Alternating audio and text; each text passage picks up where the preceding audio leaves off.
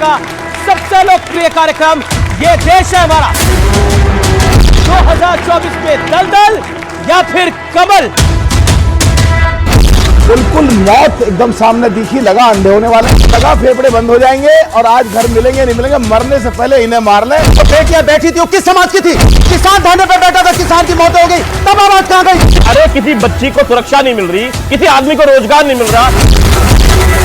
कहा गया है सकल पदार्थ है जगमाहीन, कर्महीन नर पावत नहीं। क्या बात कर रहे हैं आप? यही दिखाना चाहते हैं कि जब से 2014 से भारतीय जनता पार्टी की सरकार बनी है, जब से ही भारत बढ़ा है। काशी विश्वनाथ का कॉरिडोर देखिए, राम मंदिर देखिए, केदारनाथ देखिए।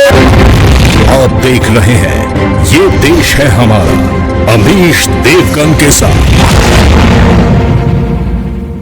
नमस्कार व्यूअर्स, मैं हूं अमीश देवगन और आप देख रहे हैं देश का सबसे लोकप्रिय कार्यक्रम ये देश है हमारा। इस हफ्ते ये देश है हमारा में बात होगी चुनावों की, 2024 की।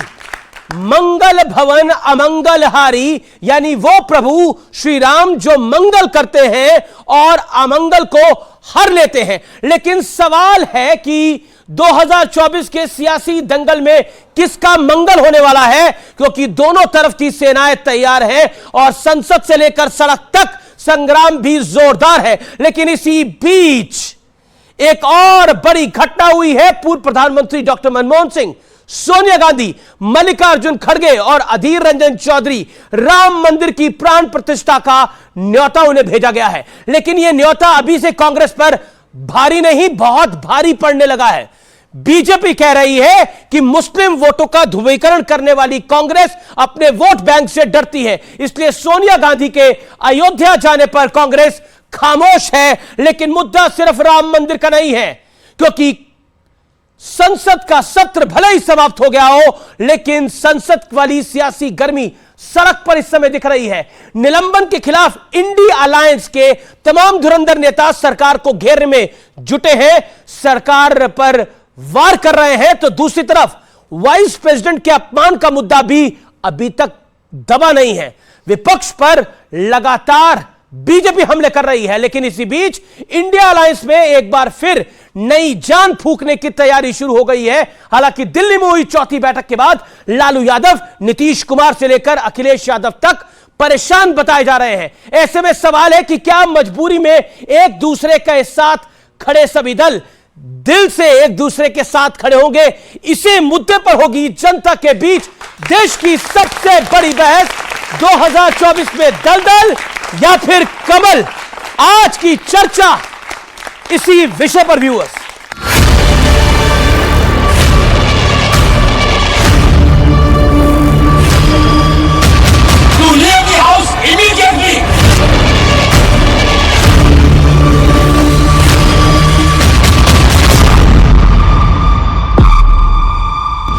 जैसे जैसे साल खत्म हो रहा है, विपक्ष और बीजेपी के बीच रण प्रचंड होता जा रहा है। संसद में घुसपैठ के मुद्दे पर विपक्ष आक्रामक है। संसद में हंगामे के चलते 146 सांसद निलंबित कर दिए गए तो बात सड़क तक जा पहुंची। पलटवार करते हुए बीजेपी ने उपराष्ट्रपति के अपमान के मुद्दे को ढाल बना लिया। तो उपराष्ट्रपति का अपमान नहीं सहेगा हिंदुस्तान।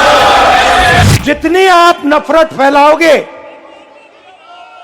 जितना आप लोगों को धमकाओगे, डराओगे, उतना इंडिया अलायंस मोहब्बत फैलाएगा। नरेंद्र मोदी जी की सरकार में हिंदुस्तान का युवा सेलफोन पे बैठा है। नरेंद्र मोदी जी ने उसको रोजगार नहीं दिया है। अगर आप राहुल गांधी जी का देखेंगे, संसद में नजर नहीं आते हैं, संसद में भी आते हैं तो फोन पे व्यस्त नजर आते हैं। अब कांग्रेस पार्टी के पूर्व अध्यक्ष के पास कोई काम नहीं है, अब उनका काम नौटंकी करने वाले का वीडियो बनाना रह गया है। मोदी साहब, आप कितनी भी कोशिश करो हमको मिट्टी में दबाने की, हम बीज हैं, बार बार उठने की आदत है हमको। इस बीच दिल्ली में इंडी गठबंधन की चौथी मीटिंग हुई। हालांकि कहना गलत नहीं होगा कि 4 मुलाकातों में विपक्षी गठबंधन 4 कदम भी आगे बढ़ता नहीं दिखा। उल्टा खबर तो यह है कि ममता बनर्जी ने जैसे ही मल्लिकार्जुन खड़गे का नाम प्रधानमंत्री पद के लिए प्रस्तावित किया तो नीतीश कुमार नाराज हो गए। इसी के लिए हम प्रपोजल दिया था कि खड़गे जी को होना चाहिए, खड़गे जी अगर फेस होगा तो ठीक है, और हमको सपोर्ट दिया है अरविंद केजरीवाल। तो वो इलेक्शन जीतने का सवाल ही नहीं है, बाद में क्या करते हैं, सवाल ही नहीं है, तो उनको तो चुन के ही नहीं आएंगे, तो उसमें रिएक्शन देने का सवाल क्या है। नीतीश जी के लिए बिहार का एक एक वर्कर, एक एक कार्यकर्ता चाहता है कि नीतीश जी, बिहार की जनता चाहती है कि देश का प्रधानमंत्री अगर किसी को बनना हो तो माननीय नीतीश कुमार। अब सवाल ये है कि आपसी मनमुटाव के साथ विपक्षी गठबंधन मोदी से लड़ेगा कैसे, और खुद को ओबीसी के सबसे बड़े हितैषी बताने वाले विपक्ष और खासतौर पर कांग्रेस उपराष्ट्रपति के असम्मान वाला सेल्फ गोल का तोड़ निकालेगी कैसे। तो स्वागत है आपका आज के एडिशन में, जोरदार तालियां जनता जनार्दन के लिए आपका अभिनंदन है। लेकिन सबसे पहले आज की चर्चा के 4 बड़े मुद्दे, यानी आज की बहस के 4 बड़े मुद्दे, सांसदों का निलंबन, सड़क पर प्रदर्शन, क्या 2024 तक ये लड़ाई खींचेगी, अब की बार गठबंधन की गलेगी दाल, दूसरा बड़ा मुद्दा उपराष्ट्रपति का अपमान, सियासी घमासान, क्या 2024 में यह अपमान महंगा पड़ने वाला है समूचे विपक्ष को, और राम मंदिर का न्योता किसे सियासी मौका, क्योंकि कई पॉलिटिकल पंडित कह रहे हैं कि इनवाइट भेजकर फंसा दिया है पूरी की पूरी कांग्रेस को वीएचपी ने। तो आज इन्हीं विषय पर होगी बड़ी चर्चा, और कौन कौन मेहमान है मेरे साथ स्टूडियोज में, परिचय करा देता हूं। डॉक्टर सुधांशु त्रिवेदी, बीजेपी के लोकप्रिय प्रवक्ता, मेंबर ऑफ पार्लियामेंट, राज्यसभा के सांसद, उनका अभिनंदन है। मेरे साथ मलूक नागर है, सांसद बहुजन समाज पार्टी के, जोरदार तालियों से उनका अभिनंदन है, ओवरकोट में आए आज। मेरे साथ डॉक्टर अनुराग भदौरिया है, उनका अभिनंदन है, प्रवक्ता है समाजवादी पार्टी के, अक्सर जल्दबाजी में रहते हैं ये। मेरे साथ राजेश गुप्ता है, प्रवक्ता, आम आदमी पार्टी के, विधायक भी हैं आम आदमी पार्टी के, तो जोरदार तालियों के साथ उनका अभिनंदन है। दुष्यंत नागर जी हमारे साथ हैं, जाने माने राजनीतिक विश्लेषक, अपने मधुर कटु शब्दों के लिए जाने जाते हैं, जोरदार तालियां इनके लिए। तो आप तमाम लोगों का अभिनंदन है न्यूज 18 के इस महामंच पर। 2024 में दलदल या फिर कमल, तो सुधांशु जी शुरुआत इसी से करते हैं। कमल तो दलदल में ही होता है, लेकिन एक तरफ दल दल है और दूसरी तरफ कमल है, बताइए। देखिए, ये जो सत्र समाप्त हुआ है जी, एक दृष्टि से बहुत ऐतिहासिक था। आपको पता है इसमें इंडियन पेनल कोड अब चेंज होकर भारतीय न्याय संहिता हो गया है।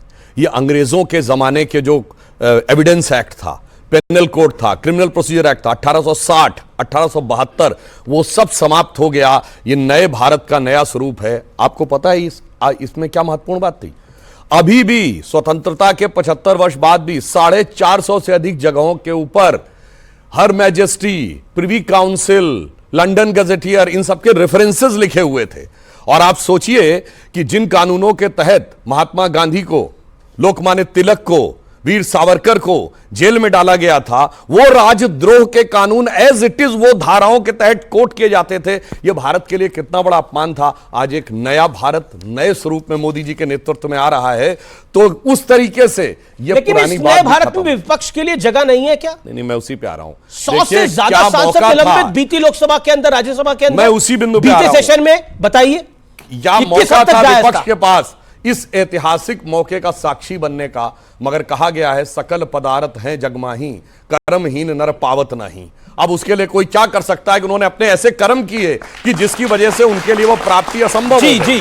इसलिए मैं कहना चाहता हूं 24 में एक तरफ निखरता भारत, उभरता भारत, चढ़ता भारत मोदी जी के नेतृत्व में, और एक तरफ फंसता भारत, भटकता भारत, नेता की खोज में भटकता भारत, तथा कथित इंडिया गठबंधन। तो खोज लिया है, मल्लिकार्जुन खड़गे को समर्थन है, अनुराग जी के नहीं है। आज इस खुले मन से ऐलान करिए, खड़गे जी पे हां या फिर ना। देखिए, इन्होंने जहां से शुरुआत की, पहले वो बोल दूं कि ऐतिहासिक रहा है इस बार सेशन, बिल्कुल ऐतिहासिक रहा है। विपक्ष विहीन आपने लोकतंत्र को देखा।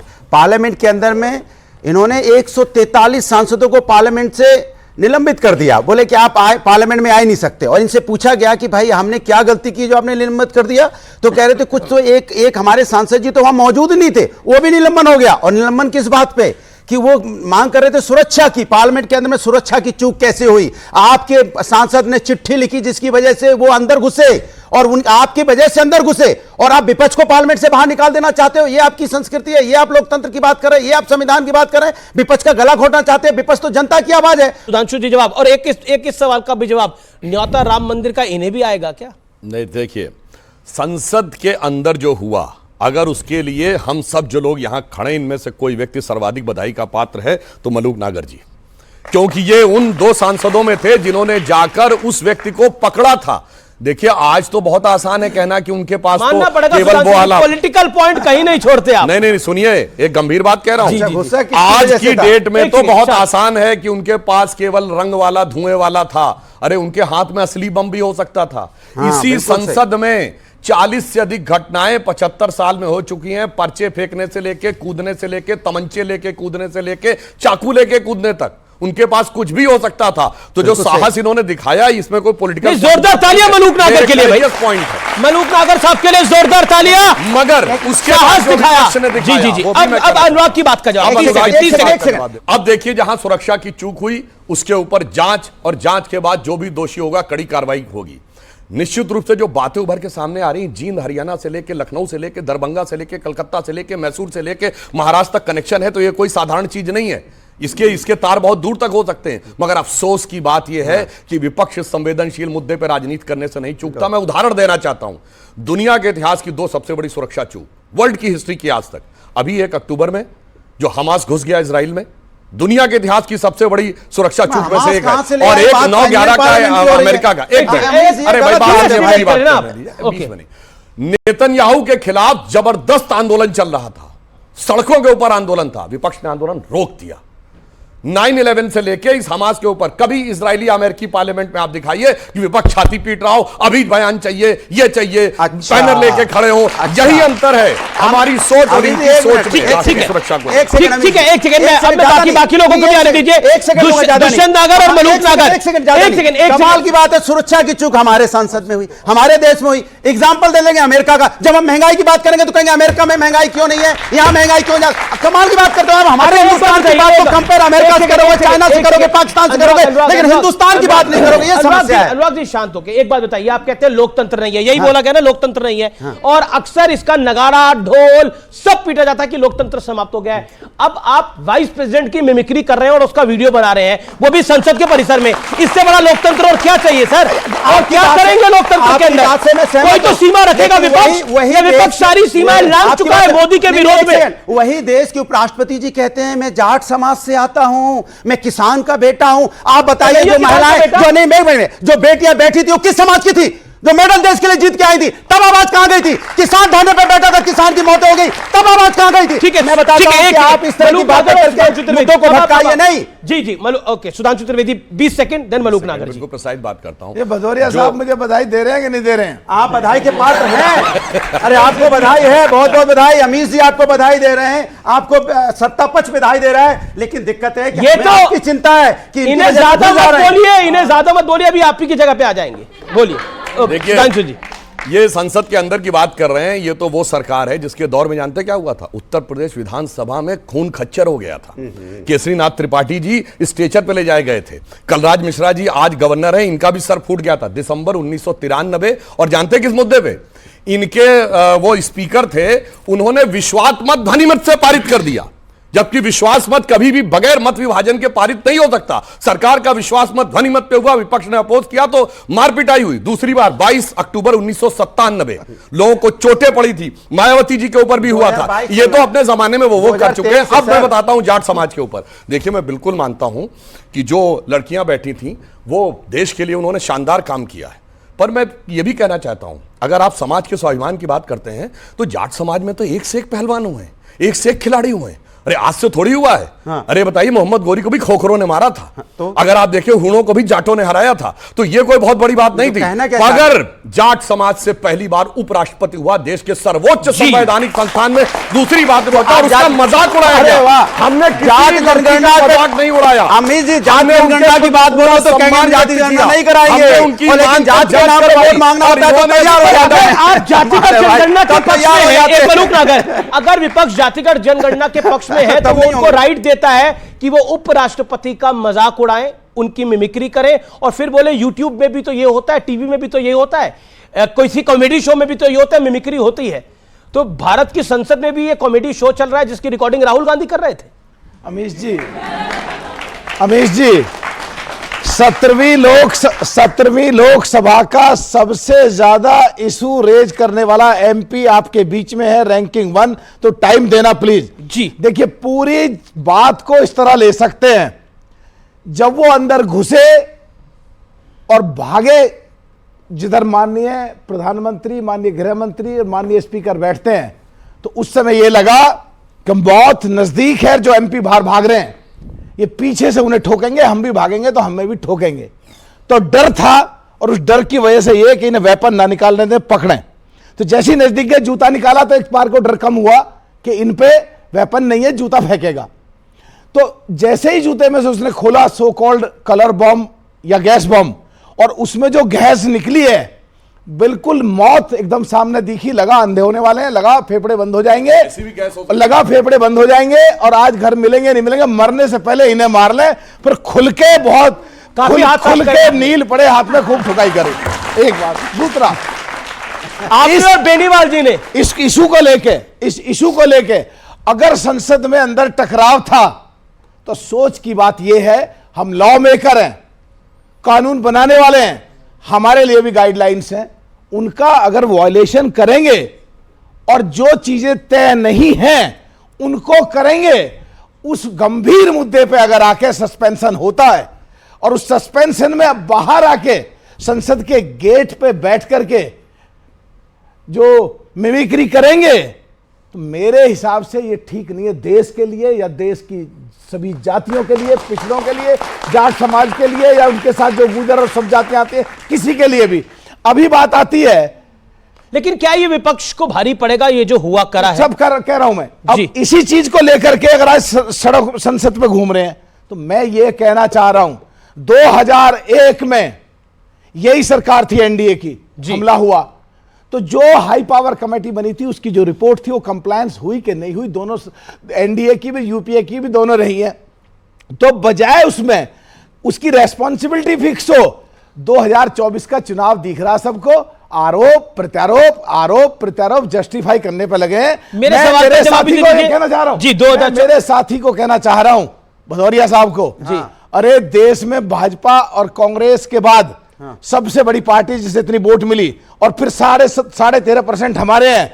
पहला देश बदल चुका है, नया परिवेश है, नए बच्चे हैं, नई सोच है, नई आजादी है, नया समाचार है, सोशल मीडिया है। बगैर मतलब के विरोध करोगे तो लोग बर्दाश्त नहीं करेंगे। सही बात को सपोर्ट करो, गलत बात को सपोर्ट, सही बात, गलत बात का विरोध करो। बिल्कुल सही बात है। और संसद में सपोर्ट कर रहे हैं, और संसद में बिल्कुल सही। और संसद में जहां सीटें, संसद में जहां सीटें, इनके रोजगार की बात है, ये संसद में जाने की तैयारी कर रहे हैं।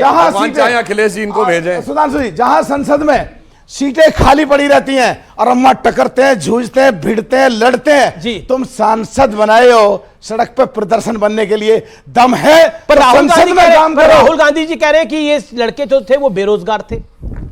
सब देखिए, अगर मान लो आज ये खबर चल रही है और उसे जस्टिफाई कर रहे हो, चाहे वो सो कॉल्ड कोई भी लीडर हो, कोई भी रिपोर्टर हो, राहुल गांधी है, कोई राहुल गांधी हो या कोई भी लीडर हो या कोई भी रिपोर्टर देवगन साहब हो, अगर इसको जस्टिफाई करते हैं तो ये बिल्कुल गलत बात है। विदेश में बैठी ताकतें जो देश को तोड़ना चाहती हैं, विदेश में बैठे आतंकवादी जो देश को कमजोर करना चाहते हैं, विदेश में बैठे लोग जो देश की तरक्की से खुश नहीं है, जो देश की तरक्की से खुश नहीं है, बस खत्म कर रहा हूं, तरक्की से खुश नहीं है, उनको हिम्मत बढ़ती है कि इस देश की संसद में भी घुसा जा सकता, इसलिए किसी भी कीमत पर जस्टिफाई नहीं करा जा सकती है। ठीक है, ठीक है। राजेश गुप्ता जी का मैं रुख करता हूं, आम आदमी पार्टी के विधायक हैं। गुप्ता जी, आपके पास मैं आता हूं। बीजेपी के साथ आपका विरोध है, कांग्रेस के साथ भी आपकी लड़ाई थी, लेकिन अब आप निकट आ गए हैं कांग्रेस के, एक अलायंस करना चाहते हैं कांग्रेस के साथ। अब आपको कांग्रेस भ्रष्टाचारी भी नहीं दिखती, अब आपको शरद पवार भी भ्रष्टाचारी नहीं दिखते, जिनके लिए अरविंद जी अक्सर कहा करते थे, आपकी पार्टी अक्सर कहा करती थी। ये मजबूरी है, और इसी मजबूरी की वजह से जो फूहड़पना हुआ भारतीय संसद के बाहर, जो मिमिक्री हुई, उसको भी आप खुल के उसका विरोध नहीं कर पा रहे। हो सकता है आप दिल से साथ ना हो, लेकिन बोल भी नहीं पा रहे, यानी दिल की अरमा जो है वो जुबान पर नहीं आ पा रहे। देखिए अमीश भाई, मुझे ऐसा लगता है कि मैं जब सामने मेरे जो टॉपिक आपने चलाया कमल या दलदल, माफ कीजिएगा आपका शो, आप जो मर्जी नाम रख सकते हो, लेकिन नाम मुझे कुछ अच्छा नहीं लगा, क्योंकि दलदल कमल मतलब ये ठीक नहीं है। आपने बहुत अच्छी अच्छी फोटो लगाई है, मुझे बहुत खुशी हो रही है, आदरणीय प्रधानमंत्री जी उसमें मुस्कुरा रहे हैं, गृह मंत्री जी मुस्कुरा रहे हैं, लेकिन बाकी सबको भी मुस्कुराते हुए लगा दो, क्या दिक्कत है? उसमें कोई परेशानी थोड़ी है ना? देखिए अब मैं एक-एक करके बता है नहीं अरविंद जी एक-एक करके बता देता हूं मैं। अब मैं इसलिए मैं देखिए बीजेपी 3 राज्यों में चुनाव जीती है, बीजेपी 3 राज्यों में चुनाव जीती है, तो मोदी जी और अमित शाह खुश हैं। अरविंद जी परेशान है ईडी के नोटिस के बाद। नीतीश जी को पता नहीं है कि आगे भविष्य में क्या होगा। अखिलेश जी कह रहे हैं कि इंडिया वालों के साथ मैं जाऊंगा नहीं जाऊंगा। और आगे सुनिए, आगे सुनिए, ममता जी कह रही हैं कि अब ये राहुल जी पता नहीं और आगे क्या कर दे, और राहुल जी कह रहे हैं मैं कुछ भी कर सकता हूं, सरप्राइज कर सकता हूं। आपने जो पॉइंट पूछा कि जो बाहर आके संसद के बाहर हुआ, पहली बात तो बार बार इस बात पे ध्यान देने की बात है कि संसद के अंदर नहीं हुआ, जो मिमिक्री हुई जो हुई वो संसद के अंदर नहीं थी, बाहर थी। इन दोनों बातों में बहुत अंतर है। और बाहर क्या होता है वो एक अलग आचरण है, अलग आचरण होता है। दो सम्मानीय हमारे साथ में सांसद है, मैं विधायक हूं, मैं आपको चित्र बता सकता हूं, तो इसमें थोड़ा डिफरेंस है। जैसे कि यहां आप क्या करते हैं वो एक अलग बात है, और इस बिल्डिंग के बाहर क्या करते हैं वो एक अलग बात है। खैर, सबसे पहली बात यह। दूसरी बात यह है कि जो देश के इतने अच्छे अच्छे जो मेडल लेके आने वाले हैं, वो कहते हैं हम आज के बाद में खेलेंगे नहीं, अपने जूते उठा के उन्होंने टेबल पर रख दिए, उस पर कोई बहस नहीं। उसी समुदाय से वो लड़कियां आती हैं। मेरा तो सुधांशु जी से सवाल है कि अगर हमारे महामहिम जी उपराष्ट्रपति जी ये कहते हैं वो एक संवैधानिक पद है, आप कहते हैं, मैं भी मानता हूं, मैं भी जानता हूं, लेकिन अगर वो एक संवैधानिक पद है तो क्या उनको कहना चाहिए मैं एक विशेष समुदाय से आता हूं? और अगर वो समुदाय से आते हैं, अगर वो कह रहे हैं, तो क्या उनको तकलीफ नहीं हुई जब उस लड़की ने रोते हुए कल कहा कि मैं आज के बाद में नहीं खेलूंगी?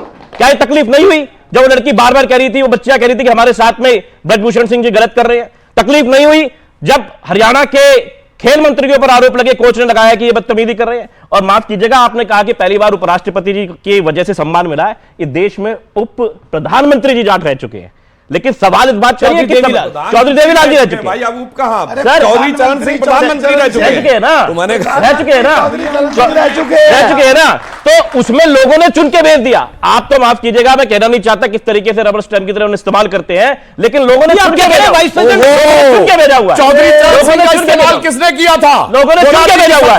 और आप बार बार नाम बदलने के जितने एक्सपर्ट है, संसद फेस ही नहीं कर, जिस तरीके से नाम बदलने के एक्सपर्ट है, रबर स्टैंप की तरह इस्तेमाल कर रहे हैं। काका हाथरसी की कविता याद आती है कि नाम तो है गंगा जमुना और कुएं पे भरने जाए पानी, तो इंडियन पैनल कोड का नाम बदल दो, इसका बदल दो। अरे किसी बच्ची को सुरक्षा नहीं मिल रही, किसी आदमी को रोजगार नहीं मिल रहा, गरीब को रोटी नहीं मिल रही। JNK में 3 कल हमारे आर्मी के जवान मारे गए। आपके मेरे प्रधानमंत्री, आपने कहा मेरे भी है, उनका कहना था कि अब नोटबंदी हो गई, अब सारा भ्रष्टाचार खत्म, लोगों पे पैसे मिले जा रहे हैं। कहते हैं हमारे जवान नहीं मरेंगे, आतंकवाद खत्म। एमपी के पास एक सुनिए, किसी के पास मिले ये काम किसका? एक बार उसकी अमीश भाई, अगर ईडी और सीबीआई का जैसे दुरुपयोग कांग्रेस के सांसद लगाते और जिस कांग्रेस के सांसद के साथ उसके साथ आप लोग गठबंधन कर रहे हैं। पार्लियामेंट में अटैक होता है तो इनके टाइम पे होता है, उसके बाद अरे कोई तो जवाब देगा, अटैक हो कैसे गया? पुलवामा के अंदर 300 किलो आरडीएक्स कहां से आया? बाबा अंबेडकर साहब ने जो संविधान लिखा, उस संवैधानिक ढांचे में जो राष्ट्र के महामहिम उपराष्ट्रपति हैं, उन्हें नेशनल टेलीविजन पे रबड़ स्टाम्प कहने मुझे घोर आपत्ति है। इस बात पे हमको कोई अधिकार नहीं है सार्वजनिक रूप से संवैधानिक पद पे बैठे हुए किसी के खिलाफ भी इस तरह की टिप्पणी करने का। ये आपने एक वाजिब बात बोली, रबर स्टैंप जैसे शब्द बोलना मुझे नहीं लगता वाजिब है। ओके दुष्यंत जी, आपको बता रहा हूं, आप मंद मुस्कुरा रहे हैं तब से। जब बताऊंगा सर, मैं मुस्कुराहट, अपने भाई अच्छा बोल रहे हैं, इधर से अपने भाई लोग अच्छा बोल रहे हैं। अच्छा, मैं और हमारे भारतीय जनता पार्टी के साथी क्या बोल रहे हैं? ब्रिटिश उपनिवेश काल की बात कर रहे हैं कि हमने ब्रिटिश उपनिवेश काल के कानून को खत्म कर दिया। अरे भाई, ब्रिटिशर्स के साथ तो आप थे, आप तो कांग्रेस के साथ नहीं थे जब कांग्रेस लड़ाई लड़ रही थी, आजादी के आंदोलन की लड़ाई लड़ रही थी। दूसरा, आप बात संसद की कर रहे हैं, संसद में अटैक करने वाले लोगों की बात कर रहे हैं। संसद में जो अटैक जिन लोगों ने किया वो उनको ले जाने वाले कौन थे? आप ही के पार्टी के सांसद थे। आपने, अरे भाई, उन्होंने पास इश्यू करवाया, आपने एक रामायण का दोहा सुनाया, रामायण की एक चौपाई सुनाई, मैं भी सुना देता हूं। उग्रे अंत न होय निबाहु, काल नेमि जीवी रावण राहु। तो इनकी सच्चाई, जिस तरह से रावण जानकी जी का अपहरण करने के लिए साधु बन के गया, जिस तरह से राहु ने देवता का रूप बना के अमृत को पीने का प्रयास किया, जिस तरह से काल नेवी ने संत का रूप बना के हनुमान जी के मार्ग को रोकने का प्रयास किया, लेकिन उनकी सच्चाई बाहर आ गई दुनिया के सामने। कल आपकी सच्चाई आ गई जब दुनिया को पता चला, भारत को पता चला कि 205 लाख करोड़ का कर्जा भारत पे हो चुका है। अच्छा, भारत की एक चला जाऊं, मैं चल देता हूं, मैं तुरंत चल देता हूं। अगर आप मुझे रोकेंगे मैं चला जाऊं। मैं रोके एक नहीं, अब मैंने आधा घंटा सुना है। 55 लाख था, अब 2,05,000, सोचो 205 लाख, 205 लाख करोड़, कमाल किया। 205 लाख करोड़ उनको बोले दीजिए, नहीं भी बोलने दीजिए भाई। 205 लाख करोड़, समाजवादी पार्टी है, मैं अपना टाइम देता हूं। 205 लाख करोड़ कर्जा देश पे हो गया। ये इनकी मेहरबानी है, सरकार की मेहरबानी है। जब ये सरकार में आए थे तो 55 लाख करोड़ था, अब कितना बढ़ गया? आपके दलदल लिखने से, आपके दलदल लिखने से दलदल नहीं हो जाएगा। ये समावेशी गठबंधन है, इसका नाम इंडिया अलायंस है। ये जो युवा आपके पीछे बैठा हुआ है, ये उसकी आशा और उम्मीदों पे खरा उतरेगा। इंडिया सरकार, इस बार इंडिया सरकार। अच्छा ठीक है, एक सेकेंड, अच्छा ये बताइए, आपने बोला उन्होंने बोला इस बार इंडिया सरकार। अब बताइए, ये जो इंडिया की सरकार आएगी उसमें इसी तरह की मिमिक्री होगी, इसी तरह की वीडियोग्राफी होगी? राहुल जी जो इस तरह की वीडियोग्राफी कर रहे थे, करी मिमिक्री प्रधानमंत्री जी के। मैं प्रधानमंत्री का आदर करता हूं, लेकिन मेरे पास वीडियो है उनके मिमिक्री। क्या प्रधानमंत्री ने कब करी मिमिक्री? पार्लियामेंट में करी है। किसकी करी? फिर चल जाएगा, किसकी देख करी? लो। अरे मैं है, दिखा दूंगा। नहीं, आप जिस बात की बात कर रहे हैं वो तो घटना बताई प्रधानमंत्री ने करी। आप डिबेट की स्तर को इतने नीचे मत ले जाइए। मैं लेके गया हूं, 140 करोड़ का देश है। मैं लेके गया हूं। हमारे साथी कल्याण बनर्जी वहां मिमिक्री कर रहे थे, राहुल गांधी वीडियो बना रहे हैं वहां पर। संख्या कितनी है? समाजवादी पार्टी के एक नेता कह रहे हैं अमेरिका में भी ऐसा होता है, तो अमेरिका से लड़ो चुनाव भाई। देखिए, हमारी जनरेशन से लेके ये जो जनरेशन बैठी है, देखिए सबको किसी का भी मजाक उड़ाने का अधिकार है, संविधान देता है। आप प्रधानमंत्री का, मंत्री का, सांसद का, विधायक का, मगर सबने स्कूल में पढ़ा होगा राष्ट्रपति उपराष्ट्रपति का मजाक नहीं उड़ाया जाता है।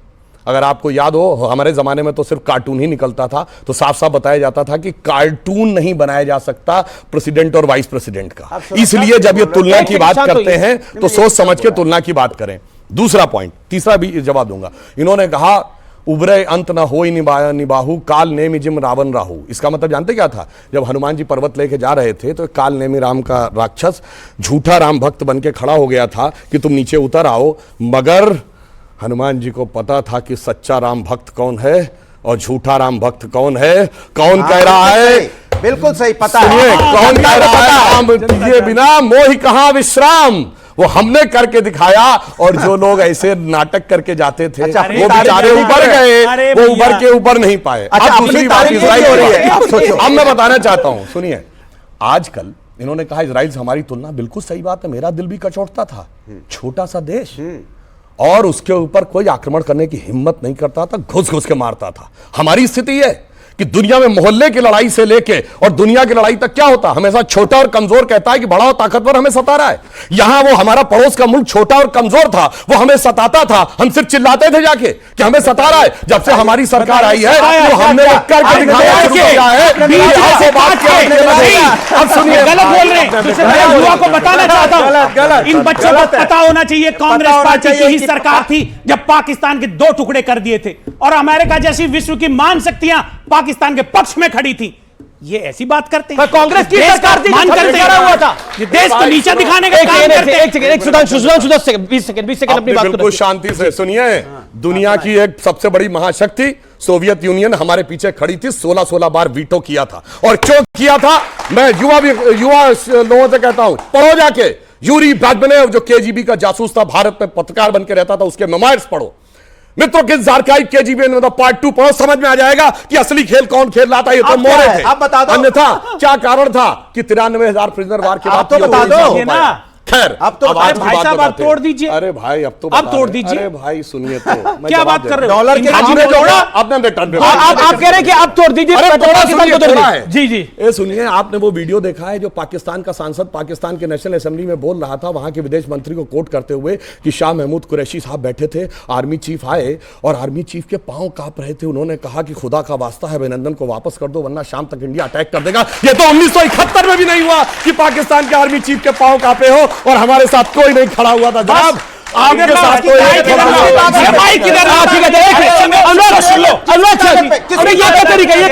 आर्मी के ताकत पे, देश की आर्मी के ताकत पे, आपकी नहीं। डॉक्टर साहब, देश की आर्मी। एक एक करके कमाल है भाई। 15 सेकंड बोल लेते। भुट्टो ने तो पैर पकड़े थे इंदिरा जी के शिमला में, बताइए, बोला नहीं था रात के 12 बजे जुल्फिकार अली भुट्टो ने कि मैं वापस जा रहा हूं, जब इंदिरा जी ने मना कर दिया प्रिजनर छोड़ने से।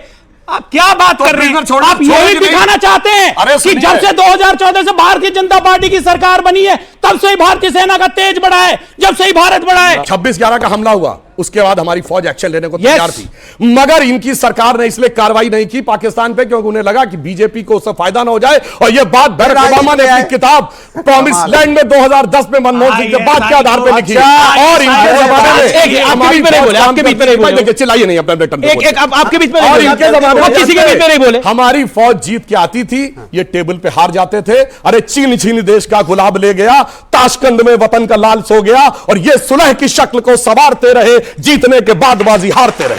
ओके, एक सेकंड। अब क्योंकि बात हो रही है पाकिस्तान और भारत के रिश्तों की, आज इसका एक जिक्र तो बराक ओबामा की किताब ने करा, लेकिन कांग्रेस के खुद के मंत्री मनीष तिवारी ने कहा कि कांग्रेस सरकार की सबसे बड़ी भूल क्या थी, जब 26/11 का हमला हुआ उसके बाद पलटवार नहीं करा। क्यों पलटवार नहीं करा? हमारे घर के अंदर घुस के हमें आतंकी मार के गए थे। हमारा देश क्या इतना कमजोर था कि हम हमला नहीं कर सकते थे, बदला नहीं ले सकते थे। कांग्रेस का शासन सोता रहा, कांग्रेस की सरकार सोती रही 26/11 के हमले के बाद, और इतिहास ने इसकी चीख चीख के गवाही दी है। तो ये देश है हमारा में रुकेंगे छोटे से अंतराल के लिए, लेकिन ब्रेक के उस पर कुछ बड़े सवाल और कुछ बड़े जवाब। आप देखते रहिए, ये देश है हमारा। और आप देखिए काशी विश्वनाथ का कॉरिडोर देखिए, राम मंदिर देखिए, केदारनाथ देखिए, हरि प्रकट हो रहे हैं भाई, राणे को देखिए।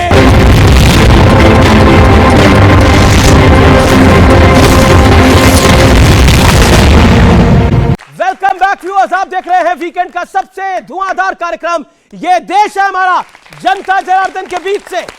और व्यूअर्स, अब नजर डाल लेते हैं कि अगर आज चुनाव होते हैं तो किस तरह के नतीजे आ सकते हैं। ईटीजी सर्वे क्या कहता है? इंडिया अलायंस क्योंकि अब एक साथ है और 1-to-1 अगर चुनाव होता है तो क्या होगा, इंडिया वर्सेस एनडीए।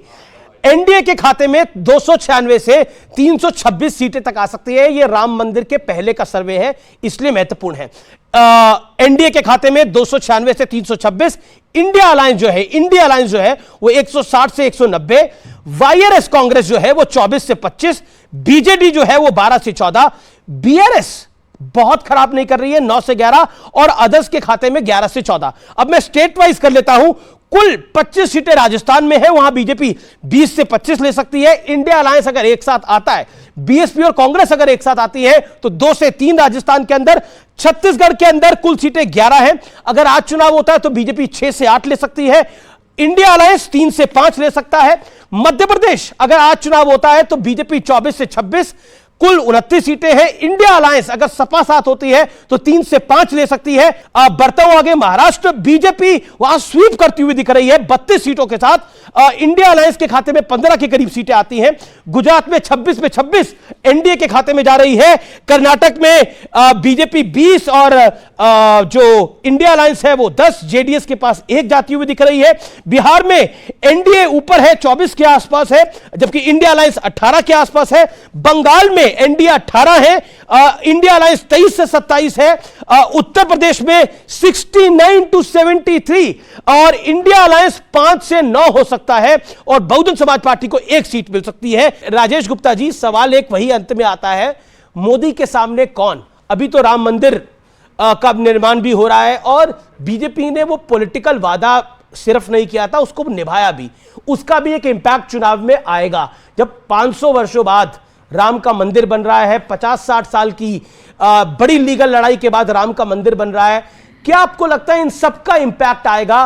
और अलायंस कोई भी कर लो लेकिन मोदी फैक्टर है। देखिए, आदरणीय इंदिरा गांधी जी चुनाव जब लड़ रही थी, कोई दुनिया में यह मानने को तैयार नहीं था वो कभी चुनाव हार सकती हैं। हारी। भाजपा के अब तक के सबसे बड़े नेता माननीय अटल बिहारी वाजपेयी जी, इंडिया शाइनिंग का नारा और यह कहना कि मेरा आखिरी चुनाव है, उसके बावजूद भी भाजपा या एनडीए सरकार में वापस नहीं आ पाई। आप मोदी फैक्टर को पॉजिटिव देखते हैं, मैं मोदी फैक्टर को नेगेटिव भी देखता हूं, क्योंकि लोगों को लगता है कि जो देश प्यार से बीजेपी कहती है कि आप भ्रष्टाचार कर रही है। मेरी बात को पूरा हो दे दीजिए।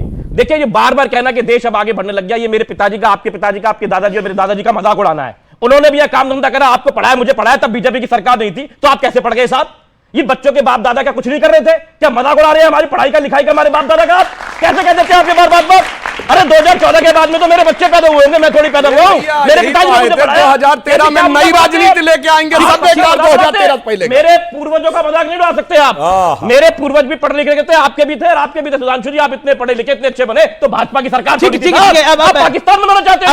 मेरी आखिरी बात सुनिए। जी, पाकिस्तान और इंडिया एक साथ आजाद हुए, बल्कि पाकिस्तान एक दिन पहले आजाद हुआ था, लेकिन ये विभाजन की राजनीति, ये नफरत की राजनीति ने पाकिस्तान को तबाह कर दिया। हिंदुस्तान को वहीं लेके जाना चाहते हैं, नहीं जाने देंगे।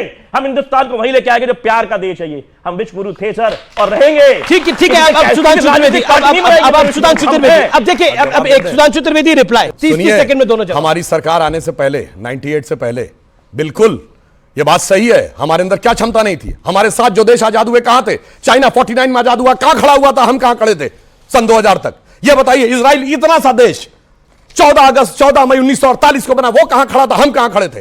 नॉर्थ और साउथ कोरिया डिवाइड हो गया था, साउथ कोरिया कहां खड़ा था? हम कहां खड़े थे? जर्मनी डिवाइड हो गया था, जर्मनी कहां खड़ा था? हम कहां खड़े थे? जापान तबाह हो गया था, वो कहां खड़ा था? हम कहां खड़े थे? अब हम आए हैं। जब हमारी सरकार, हमने छोड़ी थी अटल जी की सरकार, 12वें नंबर की अर्थव्यवस्था थे। जब इन्होंने छोड़ी तो 12 से 10 पे ला पाए। हम 10 से 5 पे ले आए हैं और अगले 5 साल में 3 पे पहुंचाएंगे। ये अंतर है, और इनके मुंह से तो ये बिल्कुल शोभा नहीं देता।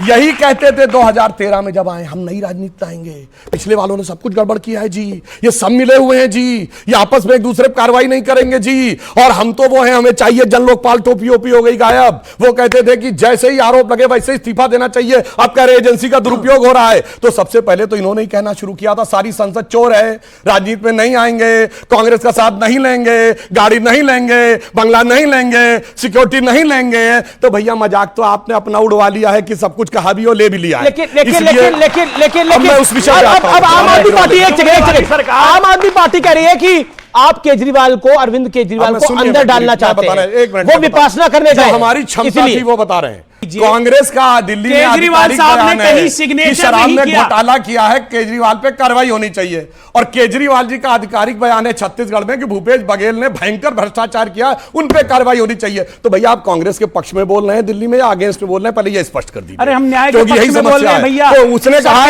न्याय के पक्ष में बोल रहा हूं। अच्छा, मतलब कांग्रेस मेरा सवाल है, मेरा आपसे सवाल है सुधांशु जी, अरविंद जी आराम से विपासना करना चाहते हैं बेंगलोर में या फिर जिस जगह पे भी वो गए हैं, वहां पर विपासना करने जाते हैं, वहां जा रहे हैं। आपके नेता कह रहे हैं कि वो जेल में आसन करें, ये क्या बात है? देखिए, अब ये बड़ी समस्या। बोले आसन जेल में भी होते हैं। जब किसी नेता को सीन से बाहर होना होता है, एक और थे वो चिर युवा जो हैं, वो भी चले गए थे, याद करिए, साधना करने चले गए थे। अब ये दूसरे आए हैं, ये साधना करने के लिए जा रहे हैं। आप तो गुफाओं में भी कैमरे लेके जाओगे, जिस गुफाओं में कोई नहीं जाता वो कैमरे लग जाते हैं। कमाल है, कहां से कैमरे आ जाते हैं? मंदिर के गर्भगृह में भी कैमरा, कमाल की चीज है साहब। उन्होंने आज से नहीं किया है, जब 18-19 साल के थे तब देश का व्रत का संकल्प लेके समाज छोड़ के कैमरे लेके क्यों जाते हैं? केजरीवाल झोपड़ियों में रहे, नौकरी छोड़कर झुग्गी झोपड़ियों में केजरीवाल साहब रहे। झुग्गी झोपड़ी आप उनकी जीवनी पढ़िए। भैया ये केजरीवाल कह रहा है कि इन्होंने झोपड़ियों में रहे। अरविंद केजरीवाल पे पूछूंगा। दीक्षित बेईमान थी, उफ क्या क्या ना करवा दे।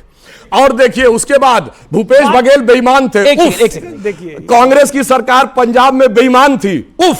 और जो केजरीवाल जी का बयान है, अरे भाई सोनिया जी, राहुल जी, शरद पवार जी, उनके बारे में कि ऐसा आदमी बाहर कैसे घूम रहा है, इसको जेल में होना चाहिए वगैरह वगैरह।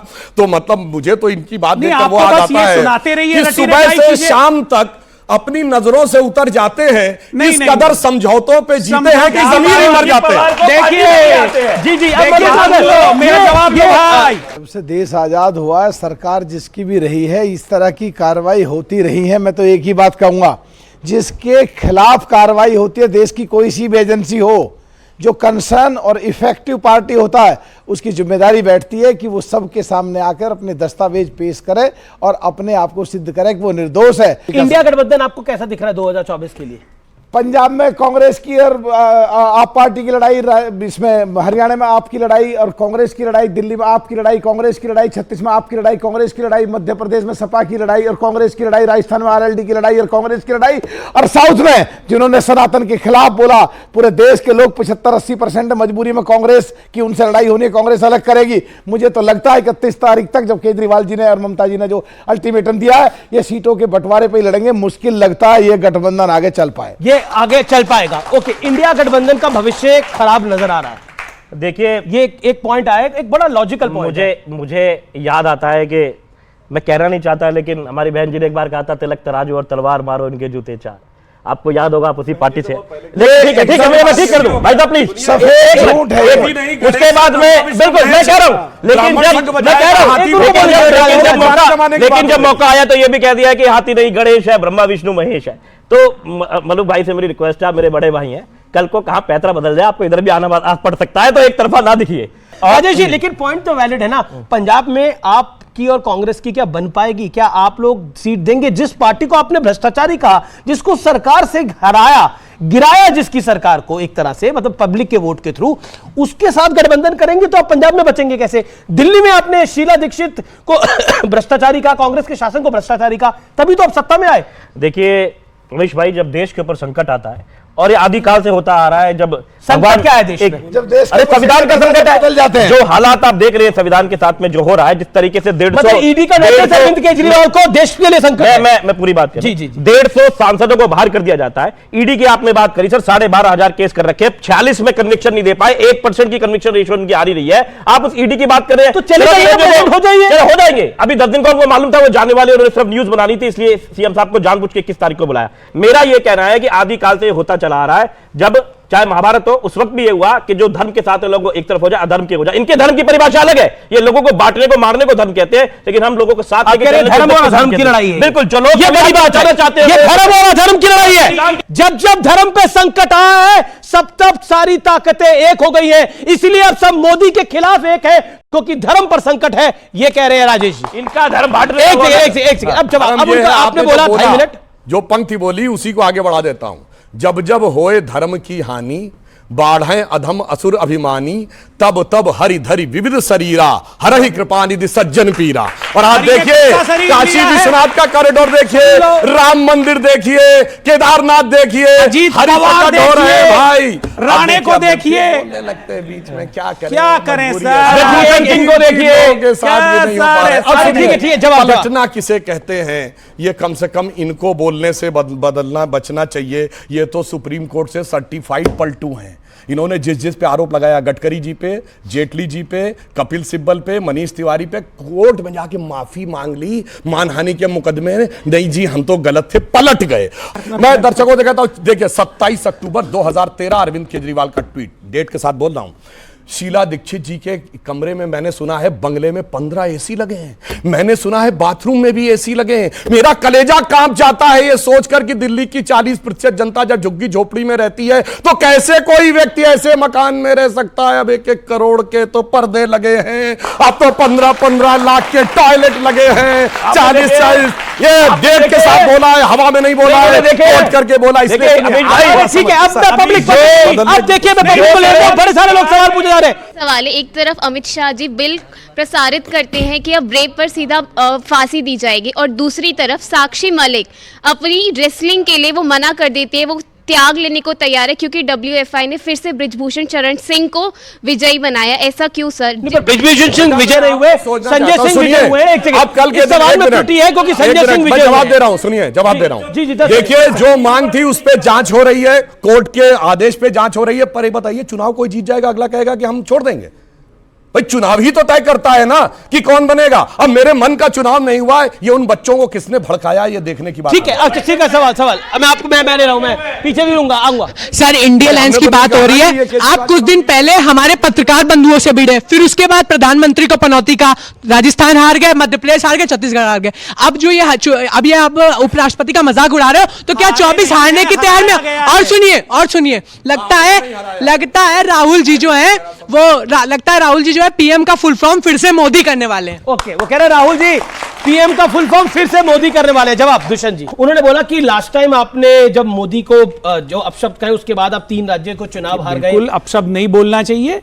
राहुल जी ने गलती करी थी। नहीं, मैं देखिए इसमें व्यक्ति की बात नहीं है, किसी के लिए भी सम्मानजनक भाषा का प्रयोग। वीडियोग्राफी करना ठीक था राहुल जी का? बिल्कुल। 2024 क्या 2024 में निपट जाएगा। उसमें क्या वीडियोग्राफी में क्या गलत? पब्लिक सवाल पूछ रही है। नहीं तो वीडियोग्राफी में गलत क्या है? आपका भी कैमरा था वहां, आप भी दोषी हैं, आप भी दोषी हैं। मिमिक्री करना ठीक है, आप भी माफी मांगो। नहीं रिकॉर्ड करा भाई, आपका न्यूज़ 18 का कैमरा था वहां पर। अमित भाई आपका भी कैमरा था। पप्पू कहना क्या ठीक है? किसी को ये कहना कितने करोड़ की विधवाएं खड़े होकर कहना ठीक है? पप्पू ये भाषा का क्यों इस्तेमाल किया जाता है? ऐसी भाषा का क्यों? मैं याद दिलाना चाहता हूं, जाके चेक कर लीजिए सदन की कार्रवाई से अधीर रंजन चौधरी जी नेता प्रतिपक्ष लोकसभा ने खड़े होकर कहा, कांग्रेस के नेता प्रतिपक्ष हैं, छोटे नेता नहीं है, उन्होंने कहा कि बीजेपी समझती थी राहुल गांधी पप्पू है, राहुल गांधी पप्पू नहीं है। तो अमित शाह जी ने खड़े होकर तुरंत कहा किसी माननीय सांसद के लिए सदन के पटल के ऊपर हम ऐसे शब्द को स्वीकार नहीं करते। मैं सभापति से नोट करता हूं, उसे एक्सपंज कर दिया जाए। जी। मगर सुनिए, उनको यह संज्ञा जनता क्यों देती है? जब वो संसद के अंदर प्रधानमंत्री जी से गले मिलते हैं या गले पड़ते हैं और उसके बाद बैठ के जो आंखों से एक कही बैनन अनेक कही नैनन का इशारा करते हैं, तो जनता अपने आप निर्णय कर लेती है। आखिरी दौर है। सवाल जिससे सवाल नहीं पूछा, पीछे देखो पहले जा रहा है। अच्छा बोलिए, क्या सवाल है? सर मेरा सवाल है कि सर प्रभु श्री राम सबके हैं, तो सर प्राण प्रतिष्ठा कार्यक्रम में कुछ चुनिंदा लोगों की नियंत्रण दिया है सर। 6-7 लोगों को बुलाया जा रहा है, आपको भी जाना है क्या? पॉलिटिकल पार्टी सारे साधु संतों पॉलिटिकल पार्टी। प्रभु राम, अच्छा सवाल है। चुनिंदा लोगों को सर राहुल जी को पर सोनिया जी को भी बुलाया है, खड़गे जी को भी बुलाया है, ये आपकी जानकारी के लिए। ये एक सवाल है, क्या प्रभु राम तो सबके हैं? ये सवाल तो सबका है, इन सबके भी प्रभु राम है, इन सबके भी प्रभु राम है, हमारे भी प्रभु राम है, सबके प्रभु राम है, तो न्योता कुछ लोगों को क्यों? और ये सोनिया जी को न्योता देकर आप क्या साबित करना चाहते हैं? नहीं देखिए, हम तो ईमानदारी से हम ये साबित करना चाहते हैं कि भगवान राम के प्रतिष्ठित होने के बाद किसी के प्रति कोई बैर नहीं रहता। बैर न कर काहू संग कोई, राम प्रताप विषमता कोई। किसी से कोई बैर नहीं, कोई विषमता नहीं।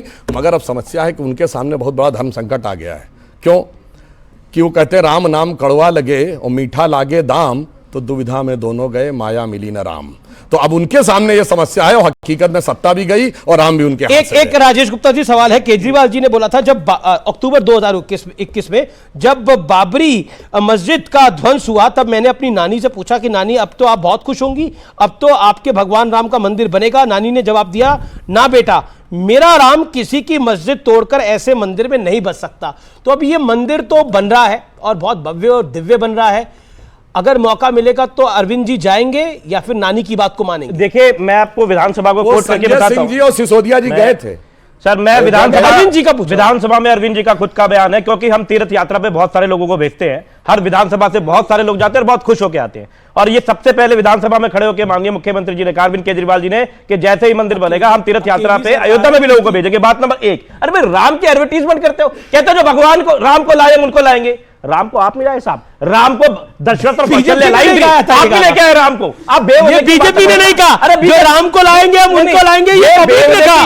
भगवान के नाम का ये पब्लिक ने कहा, उनको यूज करना राजनीति के लिए। ये इंपॉर्टेंट है। भगवान आप राम मंदिर को 2024 के चुनावों में इस्तेमाल करेंगे। मैं अनुरोध केजरीवाल जी से करना चाहूंगा कि आप खामखा अपने परिवार के लोगों का नाम ना घसीटा करें। कि राम मंदिर का विषय चुनाव तो छोड़िए, राजनीति का भी विषय नहीं है। राम मंदिर का विषय भारत की अस्मिता का विषय है। ये 500 साल पहले की बात है, जब ये सरकार नहीं थी, व्यवस्था नहीं थी, और प्रधानमंत्री श्री नरेंद्र मोदी जी ने 15 अगस्त 2023 को कहा है कि इस अमृत काल का जो 25 वर्ष होगा, जब युवा लोग, यही युवा कहीं ऊंची पोजीशन में बैठे होंगे, ये वो आधार बनाएगा जो 1000 साल तक भारत का मार्ग प्रशस्त करेगा। तो हम एक चुनाव की नहीं सोचते, 1000 साल आगे का भारत और 5000 साल पीछे का भारत का सोचते। ये सब 1-2 चुनावों की सोचते। इसलिए इनकी सोच और हमारी सोच। बहुत बहुत शुक्रिया आपका। हमारे साथ जुड़ने के लिए। लेकिन कहा जाता है कि जो राम ने रच दिया आखिरकार वही होगा और वही विधि का विधान होता है। तो फिलहाल आज की इस चर्चा में इतना ही। आपका बहुत बहुत अभिनंदन न्यूज 18 के इस कार्यक्रम में आने के लिए, हमारे इस कार्यक्रम में भाग लेने के लिए आपका बहुत बहुत अभिनंदन।